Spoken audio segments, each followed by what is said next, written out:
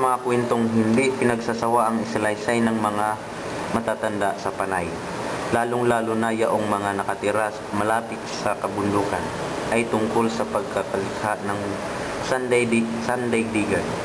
Sa pagsimula ay puwang walang hanggan, kalaliman, walang kaanyuan at kayusan. Ang lahat, magkahalo ang langit at lupa, dagat at hangin.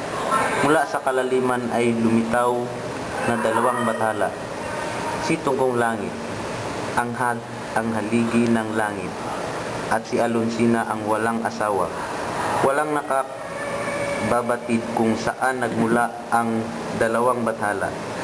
Datapwat ayon sa salaysay ng si Tungkong Langit ay tinubuan ng pag-ibig at sila'y nagpakasal.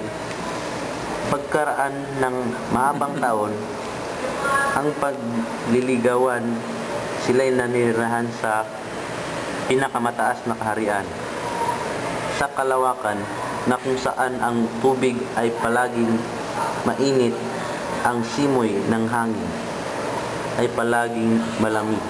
Sa lugar na ito, unang naganap ang kaayusan at kapamahalan. Si Tungkong Langit ay masipag, mapagmahal at mabait na Diyos. Iniisip niya ang pagkakaroon ng kaayusan sa napakagulong pagkakalagay ng mga bagay-bagay. Inako niya ang pananagutan upang maisaayos ang lahat. Sa kabilang panig naman, si Alonsina ay tamad, selosa at makasariling Diyosa.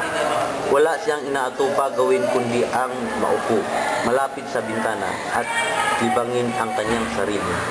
Sa kawalang katuturang paghahaka-haka, kung minsan bumaba siya sa kanilang bahay at maupo sa kalapit ng sapa at doon kanyang suklayin ang mahaba at maitim na buhok sa buong maghapon. Isang araw, si Tungkong Langit ay nagpaalam kay Alonsina.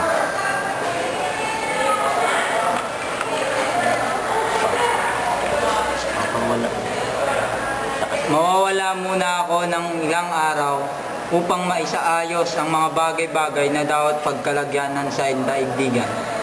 Pati na ang pagtatakda sa oras at panahon. Kailangan mawakasan na ang lahat ng kaguluhang nagaganap.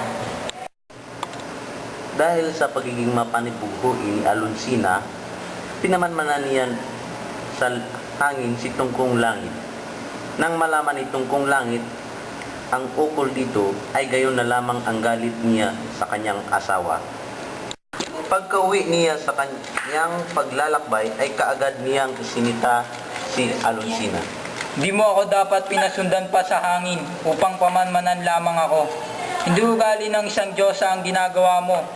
Dapat mong inisip na tayong dalawa lamang ang tanging nilalang sa mundong ito, kaya't walang dahilan upang ikaw ay manibugo pa. Ikinagalit ni Alonsina ang paninita ni Tungkong Langit sa kaya at nagsimula ang pag-aaway nilang dalawa. Nawala ng pagdidimpi sa sarili si Tungkong Langit at sa matinding galit ay inalisan niya ng kapangyarihan at pinagtabuyan ang kanyang asawa. Hindi niya alam kung saan nagtungo si Alonsina, sapagkat bigla na lamang itong naglaho. Si Tungkong Langit ay nakadama ng matinding kalungkutan pagkalipas ng maraming araw na pagkawala ni Alonsina. Huli na ang lahat ng maunawaan niya ng lubusan ang kanyang nagawa. Ang lugar na dating Ducati, marinig ang alingaw ng matamis na tinig ni Alonsina. Ngayon naging mapanglaw at malamig. Pagkagising ni Tungkong Langit sa umaga ay nagisnan niyang siya'y nag-iisa. At sa hapong pag-uwi niya nakadarama siya ng matinding kalungkutan. Nanunuot sa kanyang puso, walang sumasalubong sa kanyang pagdating o pumapawi ng pananakit ng kanyang mga kalamnan. bunga ng paghapong paggawa.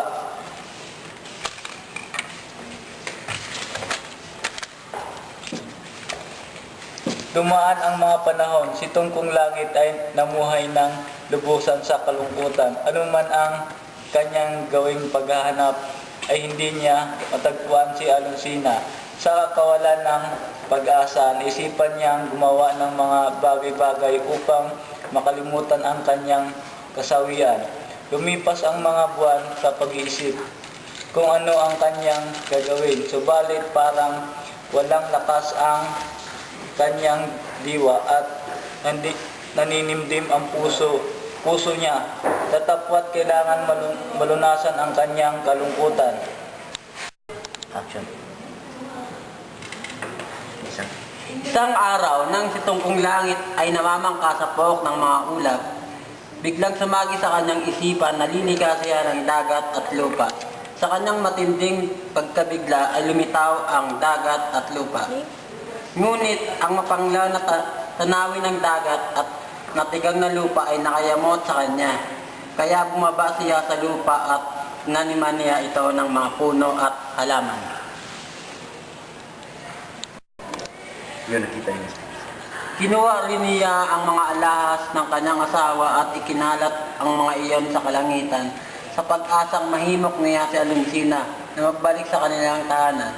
Ang kwintas nito ay naging mga bituin, ang suklay ay naging korona ng araw. Sa kabila ng lahat ng ito, hindi pa rin nagbalik si Alonsina. Hanggang sa kasalukuyan, ang mga matatanda ay naniniwala si Tungkong Langit ay nanirahan mag-isa sa kanyang kaharian sa kalangitan. May mga pagkakataong iniluluhan niya ang kinikimkim na damdamin at mapatak ang kanyang luha sa lupa. Ang mga tao sa panay ay nagsasabing ang ulan daw ay mula sa pagluha ni Tungkong Langit. Kapag malakas ang kulog, sinasabi ng mga matatanda sa nayon na iyon ay mga hidik ni Tungkong Langit na natawag si Alonsina na magbalik na sa kanya. Ang nagsusumaming pinig ni Tungkong Langit ay malingaw nga sa kabukulan hanggang sa kabilang panig ng bayan-bayanan.